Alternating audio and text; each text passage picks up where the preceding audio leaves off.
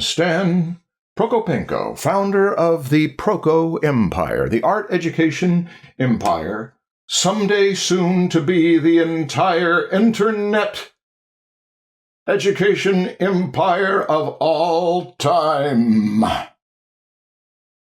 That Stan we'll be calling shortly.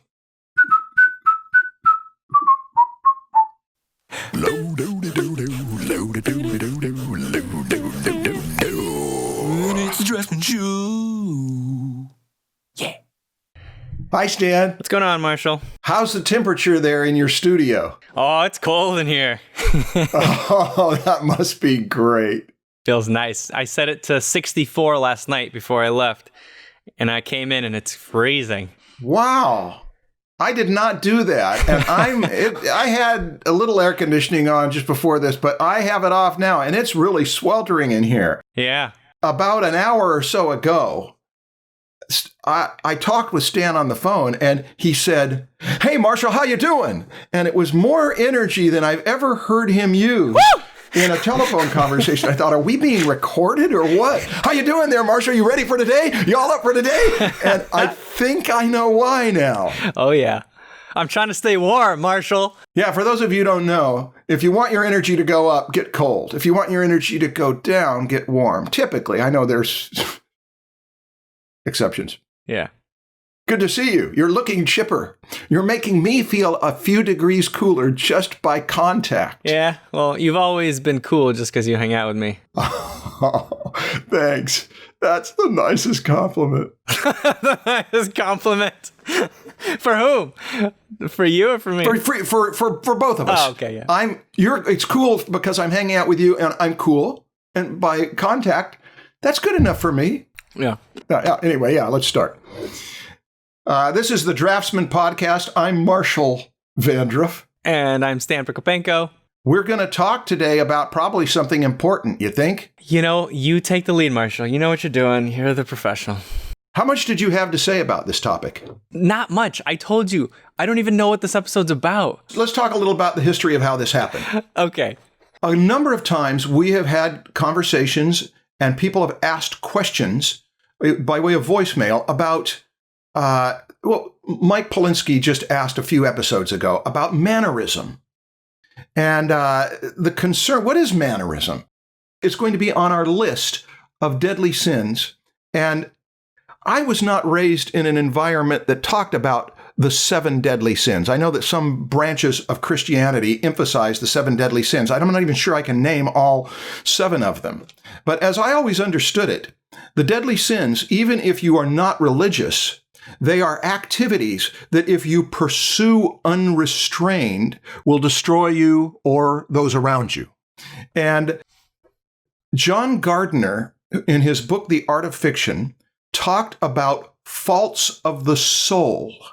Now, these are not things that will make you lose your career. They are things that will violate good practices in the spirit of art. And they're esoteric, they're kind of lofty, they take some explaining, and I suggested maybe we should have an episode on them. However, I do want to make a distinction beforehand that these things that might be called the faults of the soul or the so-called deadly sins are not things that will keep you from making money. In fact, some of them will make it so that you'll probably make more money. Okay, so it's about making art, not necessarily having a career. That's what these are focused on. That's right. Okay. A number of the things we've dealt with already are the sins that keep you from having a career. And those would be things like incompetence. Having a lack of people skills can damage your career. Not being a good business person can damage your career. Not having anything in you that can sell yourself. I think we'll probably come back to those practical things. But I figured if we've got 2 seasons of Draftsmen, we might as well have one on something that artists have talked about for a long time. These are things that go back many generations that get in the way of being an effective artist for good in the world. Let's say that. Let's get into it. You have some big words in the notes here. I don't even know what they mean. Okay. The first one is pandering. I know what that one means. The more common word for it is selling out. This would be exemplified by a very famous story of a man who made more money in the late 20th century and even into the first part of the 21st century as an artist of anybody I know. I mean, he made countless millions of dollars, and he did it by, apparently, this is the story I'm told. I haven't verified this. He interviewed people. It might have even been door to door, but he interviewed people of what kind of art would you buy to put in your house. And he did that enough to where he saw that people wanted a certain kind of art. Cottages by streams, in the woods, with warm light coming through the windows and a little bit of fire coming out of the chimney. And based on that research, he developed a series of paintings that sold to the point of where every middle-class American loved that art so much that it turned into a huge empire. Now, I don't want to make a judgment on, I'm going to try not to make a judgment on some of these things.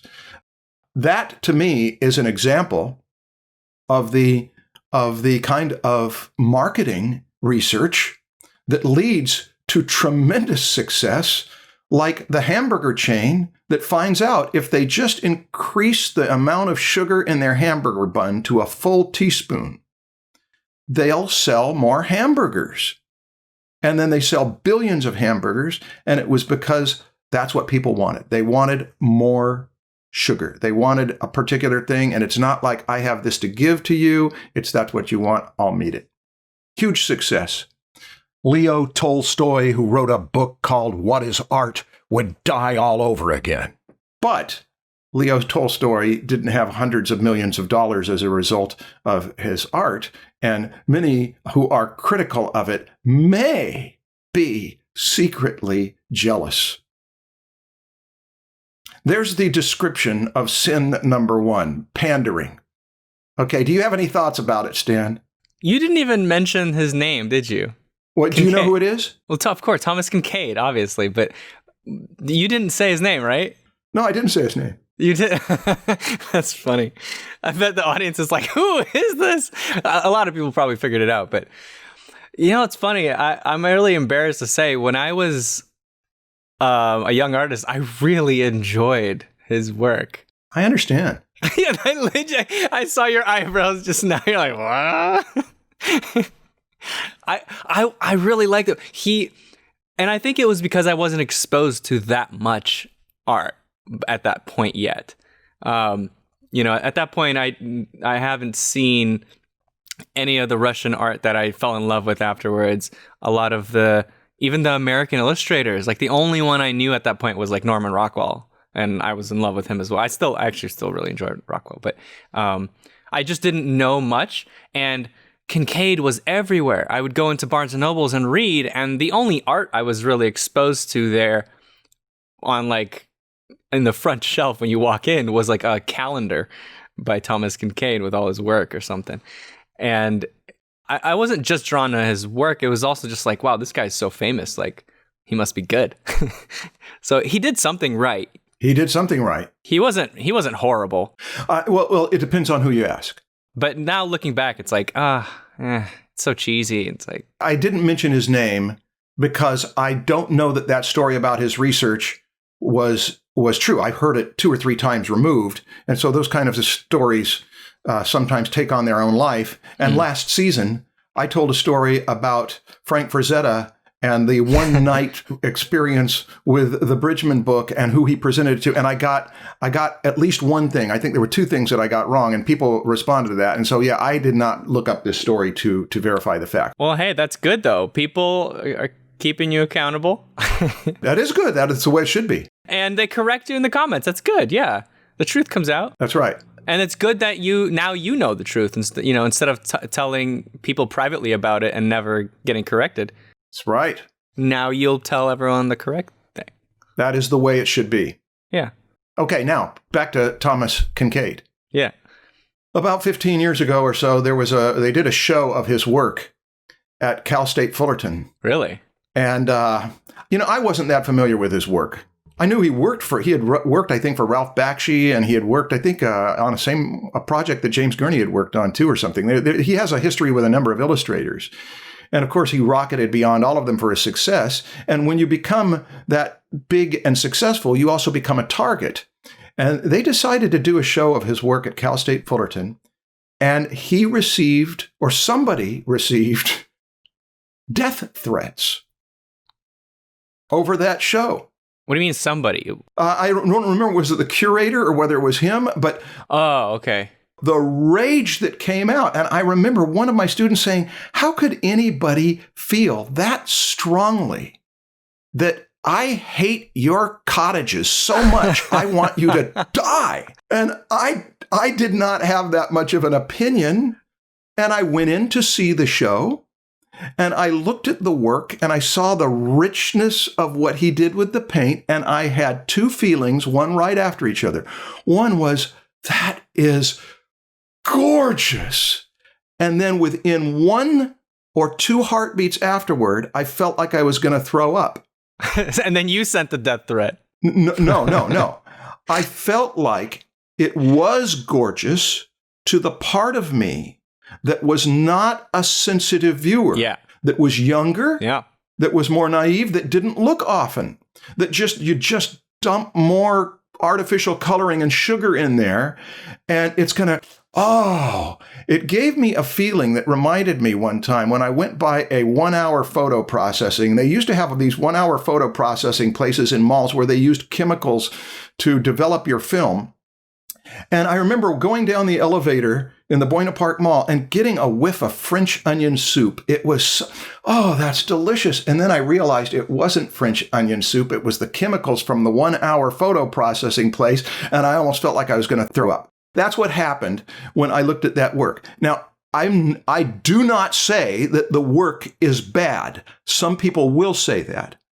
I say that to a person who spends a lot of time eating and paying attention to flavors, that you start to feel as if there's something that's wrong with this flavor. It is a subjective judgment, and that's all I'll say about Kincaid's work. Yeah, I used to drink a lot of soda and sugary drinks, and now my taste buds have matured, and I don't do that anymore. Yeah, look at that. What is that?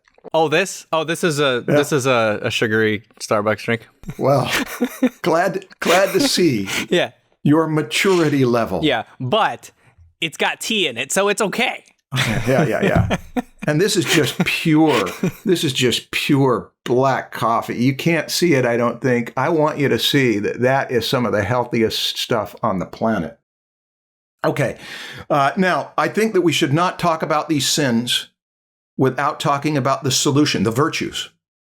But this thing about pandering connects with one of the other faults of the soul that John Gardner talked about, and that is sentimentality, which is specifically the kind of pandering that goes on in Kincaid's work. Okay. Sentimentality. Should I define it? Yes. It's sweetness overdone. It's beyond sugar to saccharin. You say, guys, you keep putting sugar in here. Wow, it really sweetens it up. It just isn't enough. Can we fake it? Can we make chemical sugars that amp it up even more? And yeah, we can. And let's fill it with that, and it'll sell even better. I've called it the too many violins problem. The audience is supposed to weep at this point and feel feelings, and we bring in the music, pulling too hard on the heartstrings, pulling too obviously on the heartstrings. The Victorians were famous for it. The barbershop quartets. Oh, there's a barbershop quartet song. Just break the news to mother. She knows how dear I love her. And tell her not to wait for me, for I'm not coming home. Those are the problem of overdoing the positive side of life to where it becomes almost offensively artificial to people who don't like that kind of thing, and really effective to people who do. So pandering and sentimentality will go together. Now, let me get it straight then. So do they overlap, or is sentimentality a branch of pandering? So is all sentimentality a form of pandering, or is it that there's some that are not?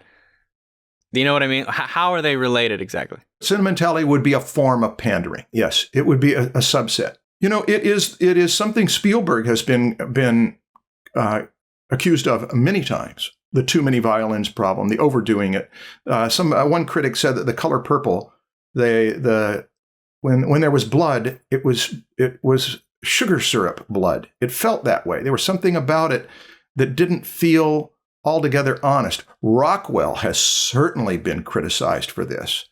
I am completely forgiving of Rockwell for any sentimentality for two reasons. One is he did not pretend to do anything more than make candy. And he was explicit about that. And he even said that a good deal of the reason was because it paid better. This is a guy who was honest in his motives. There's another thing. In the 1960s, he went the other way, and he included dead bodies and murder and real bloodshed in his pictures. And it was because by that time, he was an old man and he felt like there is something wrong in this country and it needs to be showcased in my illustrations, the Norman Rockwell. So I hold him in high esteem for having acknowledged that he was pandering by way of sentimentality and doing a great job of it. One of the best jobs anybody ever did of it, with wonderful counterpoints.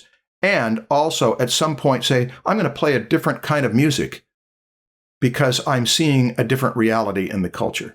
Okay. So I like the second reason, but the first one, I don't quite understand. So because he was honest and he didn't try to hide it, it makes it okay to do that?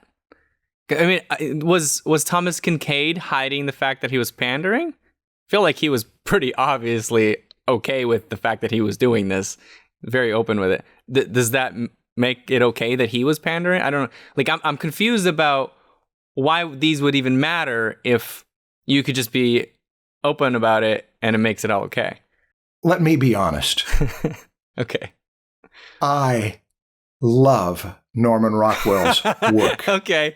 And I don't love Thomas Kincaid's work. Okay, so it's okay for Norman Rockwell because you like him. Because, yeah, that's the only reason, really. Okay. I am not going to go at it with an art critics. The art critics will have all sorts of, they'll have long tomes about why Thomas Kincaid isn't art. And they may be right. And I know that they don't include Norman Rockwell in the pantheon of artists. And they may be right. So I don't know. I'm not weighing in on that one. I'm just weighing in on that Norman Rockwell has certainly been criticized for sentimentality. I'm not criticizing him for that. And I think what we should probably do now is move to the virtues that are the counterpoints of these. Yeah. Well, one more thing, though. Go ahead. I got to ask you a question. What is the point of knowing about these sins in the first place? We may have friends who don't mind that we interrupt them all the time because we have another reason that we hang out with them. But somebody that's watching it can say, that's not a good way to have a conversation. Or when somebody has an opinion, we immediately give the other side of the opinion, that it might be better to handle the conversation in another way. I think that it can enrich us in our experiences if we are willing to put some negative labels on activities that don't bring out our best, and then point to some activities that will bring out our best. And I don't want this to be too heavy-handed. I just think these are worth talking about. I think that they can make our art richer. I do think that what happened with Norman Rockwell was an admirable thing. Do you feel like Thomas Kincaid didn't do his best because he pandered? I don't know.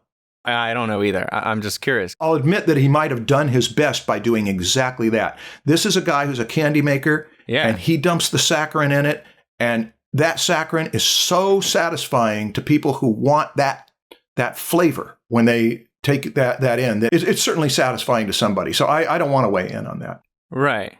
And if that's what he wanted to do, if he was more of a business guy than a painter, a traditional painter, like that's not really pandering. You're giving people what they want. That's what business is. You give your customers what they want. So he's doing exactly what he should be doing if business was his art and paint was just his product. Yeah. But I guess, did I just basically answer the question? You did. The point of shit.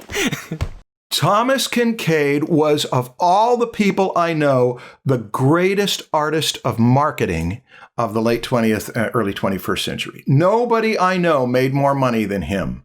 Okay. Sentimentality is one end of the spectrum. We got another one coming up, Frigidity, that's going to be the opposite end of that spectrum. Well, hold on. Before we move on to that, I'm still stuck on the pandering thing. Okay. We focused on the sentimentality part of pandering quite a bit.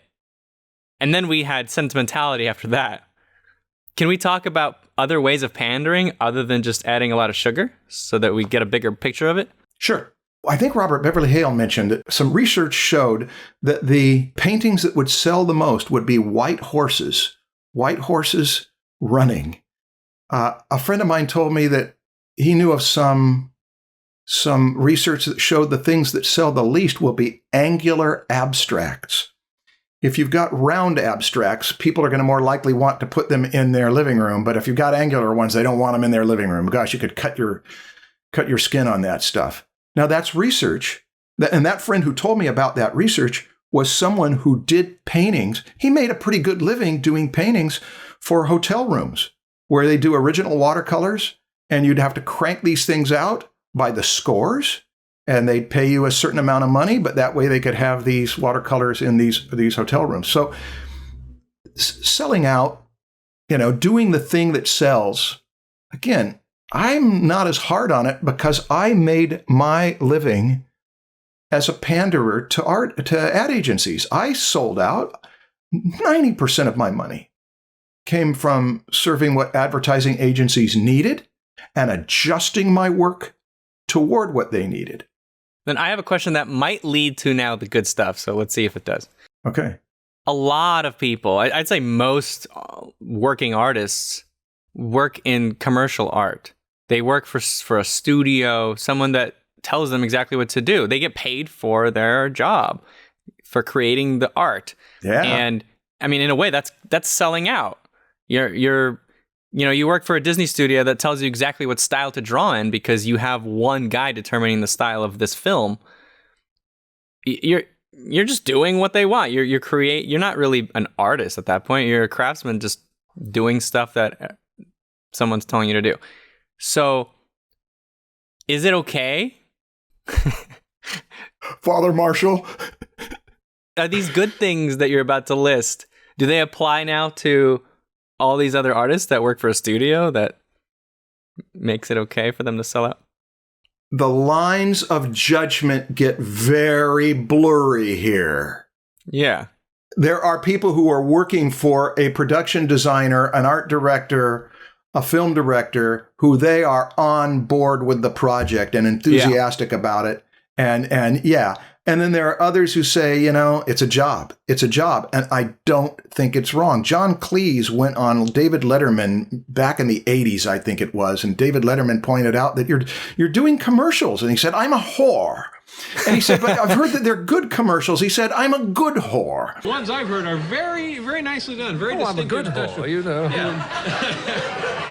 And I remember thinking about that and thinking there's nothing morally wrong that I can figure with a person saying, I am going to sell this because it makes me money and I'll save the money and I can have a really good long-term relationship and just recognize those other ones are, I'm doing that as a business. It makes sense to me that he's doing the thing that pays his bills so that he can do what he wants to on the side. I don't see it. I don't make a judgment on it. Yeah. Karl Kopinski called himself a whore too in my interview. Did he? Okay. Yeah. In my interview, he was telling a story about how when he goes to conventions, a lot of people come up to him with cards that he painted, like, does he work for Magic? I think it's Magic the Gathering. I might be wrong. God damn it. But it's, the cards with the painting on it and the character with the powers. People are throwing stuff at the screen right now. And people would come up and they'd say, can you modify this? Can you customize it? Can you paint over it? Do you do alterations? And I said, what do you mean? And he said, yeah, draw over the picture. And I thought, I've spent a week on that. You want me to just scribble on it? He said, yeah, put Mickey Mouse ears on him. I also had a guy who just wanted me to draw spurting. What? Spurting. Yeah, it's like... Yeah, I know. the stuff that comes from the end. He wanted that on there. Did you do that? I didn't want to, but he was really insistent. So I did a very quick job. Peer pressure. Yeah. And then 3 years... Come on, man. Yeah, come on, draw me a... He was there just shouting, draw me a... All right, I'll draw you a... Oh my God. And then the best bit was, I went back to a convention maybe 3 years later, and the same dude turned up. Oh no, you're like, not you again. Yeah. He said, don't worry, I want you to draw this time. Oh my God. I was this is awful. Turn off the cameras. It was awful. And I did it. You did it. I'm such a whore. God damn it. Are you sure you want this recorded? But the thing is that he got better at it. At first, the people were giving him Sharpies, and he would do it in this Sharpie, trying to get a good drawing out of this thick thing on a postage-sized thing. And he would put a transparent gesso on it, and then he brought little paintbrushes and acrylics or something, and then he would paint on them. So he got really good at it. He made it into his own thing. He brought his art into it rather than just being a whore. Yeah, well, yeah, that's nice. Yeah. And these questions that you're asking, though, are also, they have this thing. Can you give us the final word on this, Marshall? Let's pull the camera back up over these. Okay. These are what John Gardner called faults of the soul. They are things that we are looking at. We're not trying to make rules. Do you know what the golden rule is? There's two of them then. What? Treat thy neighbor the way you want to be treated, and that's the original one that was called the golden rule. That's from Jesus. That's okay. However you want to be treated yourself, treat other people that way. Yeah. The other one is the golden ratio, which is sometimes called the golden rule. No. The other one is the capitalist perversion, but truth of it, which is whoever has the gold makes the rules. Okay. The person who is hiring the artist for the project makes the rules. They have the power to do that. And so if we're willing to be hired, we follow the rules of the person. But a person who's a good hirer knows how to bring it out. We've talked about that before. Okay, here is the solution, I think, to the pandering thing. Okay. I mean, if we really want to be sure we're not pandering, is what Robert McKee talks about. Write the truth. Norman Rockwell stopped pandering because he was emotionally affected by social events, and he put truths in there that he felt he had neglected through his career. If a person writes the truth or paints the truth or draws the truth, they are likely to shrink their audience. Rembrandt's lack of flattering his subjects, Rembrandt's mashed potato people. Rembrandt is arguably the greatest at his kind of art ever. But his stuff was not flattering, and I think that it affected his success. Van Gogh is the extreme example of it. Van Gogh did not sell out. Van Gogh did not get the rewards of his labor. His brother was one of the great champions of art history for believing in the guy and supporting him so he could do the thing that he felt needed to be done that was not going to conform to what the people who make the rules say. Your stuff will not be acknowledged as art if you do that. And he did it anyway. So there you know, there's one way to know that you're keeping your integrity if you're willing to be poor for your integrity. Your priorities become revealed. And I don't think there's anything wrong with it. My priority is that I need to pay my bills. It's common for all of us to hit rough patches in our lives. And it's a good idea to make sure those rough patches don't turn into lifelong issues. Sometimes the best way to tackle these personal issues is by talking to a trained therapist, and that's where my sponsor, BetterHelp, can help. With BetterHelp, you can choose from over 3,000 US licensed therapists to help you maintain your mental health. These therapists have experience dealing with a wide range of personal matters, including depression, stress, anxiety, relationships, sleeping, trauma, anger, family conflicts, LGBT matters, grief, and self-esteem. And all sessions are kept completely confidential between you and your therapist. Right now, BetterHelp is offering all Draftsmen listeners 10% off your first month with discount code Draftsmen. To get started, go to betterhelp.com/draftsman. Simply fill out a questionnaire to help them assess your needs and get matched with a counselor you'll love. That's BetterHelp, HELP.com/draftsman. If you are looking to me for answers, if any of you are looking to me to say, Marshall, is it wrong to sell out? I'm not going to tell you that. Okay. Okay, should we move to the sentimentality one? Sure. I remember Kubrick, who would never be accused of sentimentality.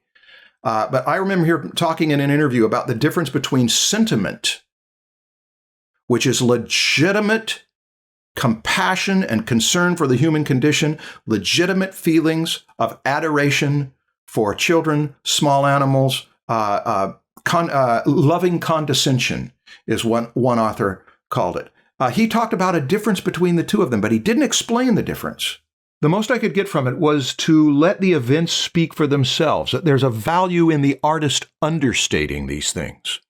Don Richardson, the TV director who was my teacher, talked about when things get sweet, counterpoint them with flaws.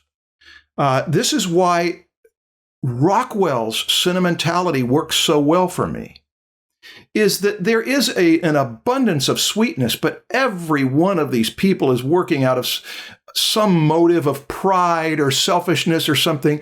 There is a humor in there, an irony in it, that the cutest baby in the world will cover you with body fluids.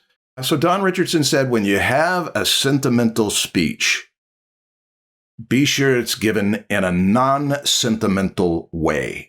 And he explained that the old Andy Hardy movies did it beautifully. I've never seen the Andy Hardy movies, but he said when they had sentimental speeches, they had them given while somebody's doing some menial task or helping somebody to tie their shoe or washing dishes or whatever else, so that it pulls it away from the swelling violins and the speech that is calling attention to itself as sentimental. And here's the best example of it. The commentary on Paper Moon. If you haven't seen Paper Moon, see Paper Moon. The DVD has a commentary by Peter Bogdanovich, the one who directed it. And he talks in that commentary about treading the line between he could have pushed it in a way that would have made it more sentimental, and he chose not to. And I think he made a more effective sentiment as a result. Lasse Hallström is another really accomplished director at knowing how to understate sentiment so that you do the feeling rather than the filmmaker doing all of the feeling for you. And if you sit back and say, wow, that's some impressive crying that character is doing, that's probably because they're trying too hard to pull on those heartstrings. Better if it's going to bring it out of the audience. Okay, I've talked a long time on that. What's the next thing? It's mannerism. It's what Mike Polinsky asked. Mannerism is fakeness. Mannerism is insincerity. I think John Gardner called them tics of conceit. Pretense, when people say art is pretentious, putting on airs. I've seen John Singer Sargent do those brushstrokes. Watch me do those brushstrokes. I'm as good as John Singer Sargent. Camera waving, flashy technique, showing off, anything that calls attention to how well I'm doing the job is mannerism, pretense.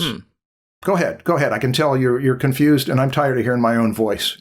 I don't know. I guess I really appreciate that sometimes. When it was in War of Art where we say, hey, he said every once in a while it's great to do that 360 backflip or tornado slam dunk and show your boys that Tomahawk, you're yeah. tomahawk, whatever. Show the boys you're still, doing here to do business or whatever. You still got, yeah. Yes, you still got it. I don't know. I appreciate it. The little bit of flashiness makes it fun sometimes. Are you saying that too much of that? Let's change it from faults or even sins to pitfalls. A pitfall is something that you could fall into or you could jump over. And for mannerism, all of us want to impress. So if we try too hard to impress, and then if we're able to impress, I mentioned Paganini during that episode that Mike Polinsky asked about. Why not impress?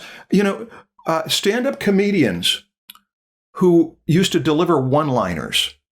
One-liners are such an obvious example of watch how impressive I can put out this one funny line. Guitar solos are often meant to impress. Look at how I played the guitar. Robin Williams, as a comedian, even though it wasn't one-liners, Robin Williams was so amped up that you just wanted to watch him because he was amazingly impressive. But there is a kind of conceit of, is this awesome? And the rightful response is, yeah, those are awesome. And they deserve to be praised for their uniqueness, even if they are sort of overdone. So I guess if you're going to be mannered, let your manner be your selling point. Yeah. And that way you can combine mannerism and selling out together. And sentimentality. Yeah, it might be that I watch me use these so-called faults to my advantage. Yeah, let's combine all of them and become the greatest artist of all time. It could be a creative challenge. Yeah. Genius! Here's a way to look at this that might be healthier than looking at these as virtues and sins. It might be to see them as a spectrum, that my work is very mannered over here, and my work is very sincere. I mean this. It's not trying to fake anything. It's not trying to call attention to how uniquely I'm doing it. It's that the way I'm doing it, I mean it. If there's good mannerism and bad mannerism, maybe good mannerism is sincerity that happens to be quirky. I get it now. I think I was too focused on it being good and bad and not about it. This is a potential thing that could lead you in the wrong direction, so just watch out. So, yeah. Let's move on to the next two things, and I'll keep that in mind. The next one is a hard one. The next one is the one that I have the least to say about. John Gardner calls it frigidity. It is, there may be a better term, but I would call it violence for thrill's sake.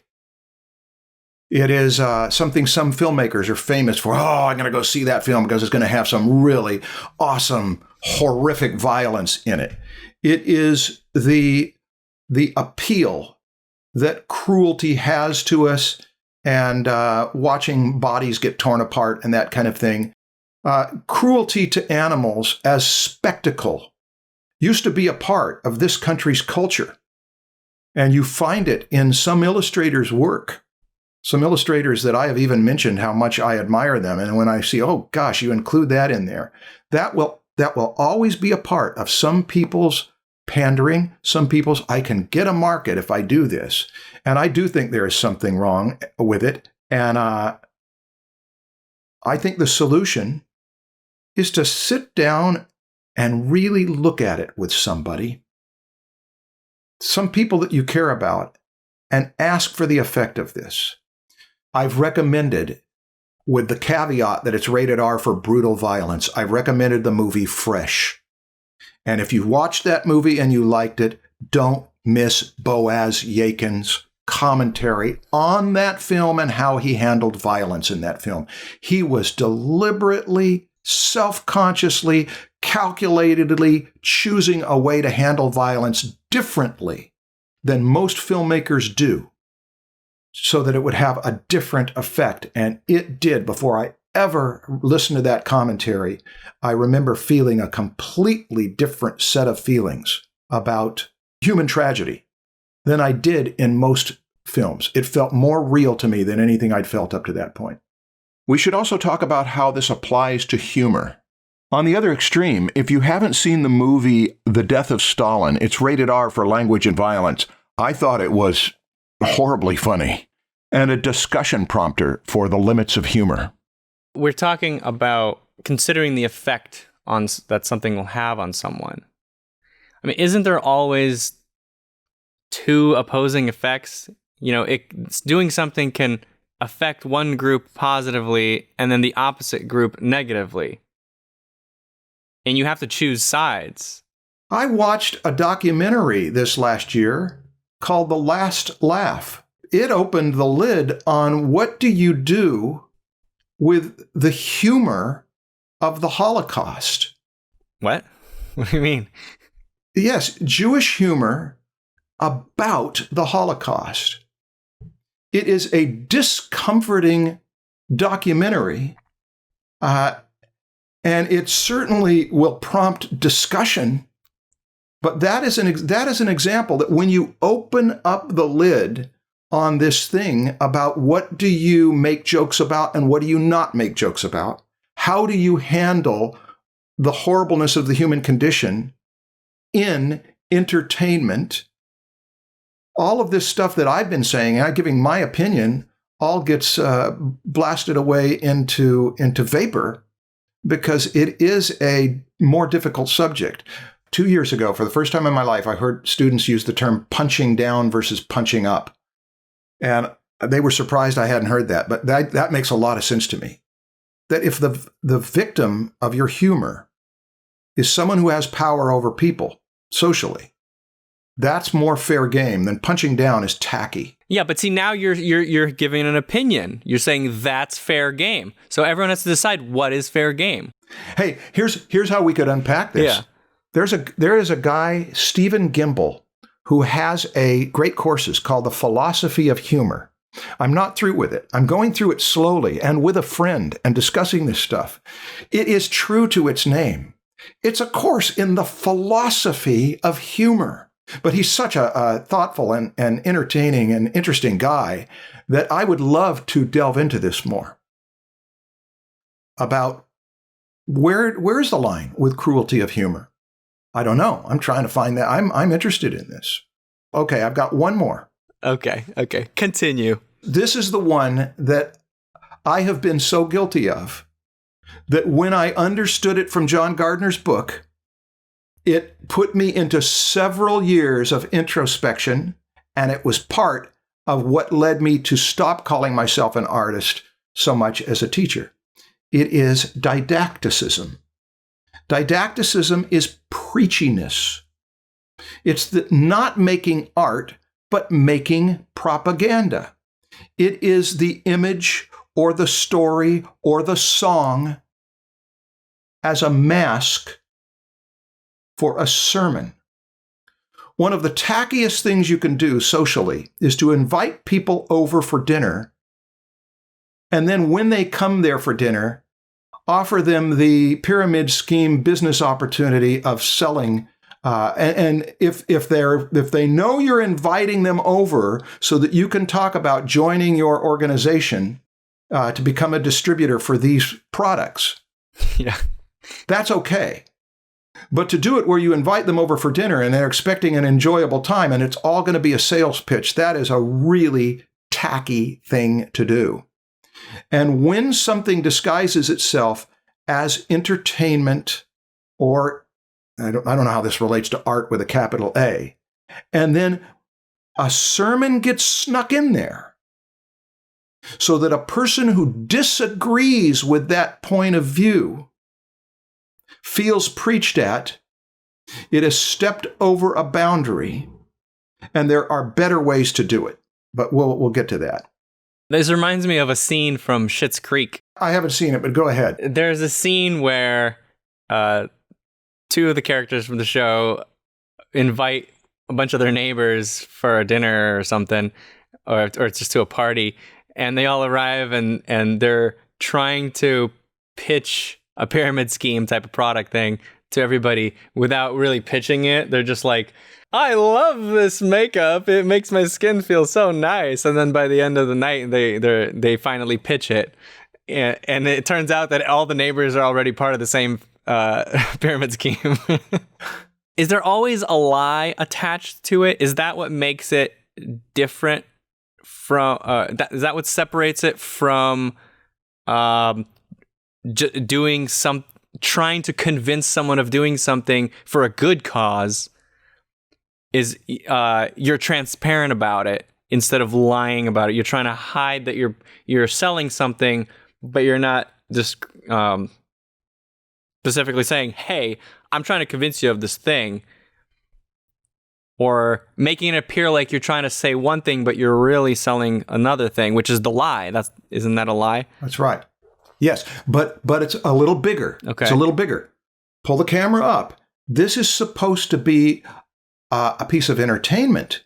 This is supposed to be a story where the events tell the truth of life, and a narrator doesn't have to come in. Okay. I got some examples that I want to just bring up that I feel like they fit your example, but I wonder if they actually do or not. I'm just curious. Go ahead. I want to hear. A lot of children's movies are really, the kids think that they're there to just be entertained, but really there might be some learning things that we're trying to teach them that are snuck in there, and the kid happens to learn how to share because they watch this entertaining thing. Like, does that fit? I do think that with children's entertainment, there are different rules, and I don't know what those rules are. Oh, here's a good example. Pee-wee's Christmas Special. The story itself exemplified improved behavior. Pee-wee learned a lesson. And as we watched it, we were hoping he would learn that lesson. I think that it was not a sermon. I think it was an example. It was something that as a child I could lock onto. Even as a grown-up, it affected me. And it did not need to preach. It told a story. Okay, so having a moral in the story isn't didacticism. It's if you begin preaching that moral and saying it too directly, it becomes didacticism? Yes. Okay. And there's another thing. In a child's story, you would compress that the way values were compressed in the classic American Western. There were the good guys and the bad guys. And that lasted for a long time. But it didn't continue to last. The neo-Western and other Westerns from other cultures, Australia in particular, Australian Western directors are kind of proud of the fact that we never had that really simple division. It starts to become more complex, that moral universe. So it will be a different set of rules for children. Do you have any really famous examples that fall into that? Anything that's a sermon at the end. Hey, I got the best example, but it's not famous. Okay. In 1930s crime movies, there's one in particular. The Public Enemy. Good film. It ends with a placard that says, "The end of Tom Powers is the end of every hoodlum." It just stepped on the story like a roller coaster ride where somebody explains that this has been designed to help improve your balance and serves as a metaphor for surviving difficult relationships. Okay. It was supposed to be a roller coaster ride. It wasn't supposed to be something I'm supposed to learn from. Yeah. I would bet that there are a lot of them. Right. Can you think of any? No. Well, we could ask in the comments, what are examples of movies that you would have enjoyed if they had not stepped in to give you a little sermon? if you've not felt like the author is wearing their point of view on the sleeve of the story to let you know that when you're done with this story, you're going to think like me. How it fits into art. Most of the art that I know that I see university students doing that is happening in the art department with a capital A, most of it is polemic. It's preachy. It's letting me know there's something wrong with the world, and here's the solution to it. And I think that when it does that, it only appeals to the people who already feel that way. I feel like I get it now. If it's obvious that there's a lesson, this whole thing is just preaching, it's okay. But if it comes after something that wasn't preaching, now it's didacticism. Okay, these were all faults of the soul, and they were kind of philosophical. But the things that we normally deal with are not philosophical. These are not faults of the soul. These are more faults of neglect. The things that we've dealt with in Draftsmen are, what have they been? What are the things we've mainly been addressing here in Draftsmen over the last almost 2 seasons now? It's about being a better artist and a better student. That's what most of our podcast is about. That's right. We spent most of that first season was about overcoming the sins of neglect, incompetence, lack of salesmanship, lack of professionalism, not getting along, not doing well with people. What other issues do we have to address, Stan? Why don't we brainstorm this privately so we have time to think other than me trying to answer that question in 30 seconds as a promise to the viewers? Because I've been talking too much. I want to hear something from you. Why do I need to speak? This episode was yours and you did a great job. Let's just conclude and move on to the next one, which is mostly me. You just want me to keep talking? Go away, Marshall. All right, I'm done. Okay. I hope it was helpful. Thanks. Bye, guys.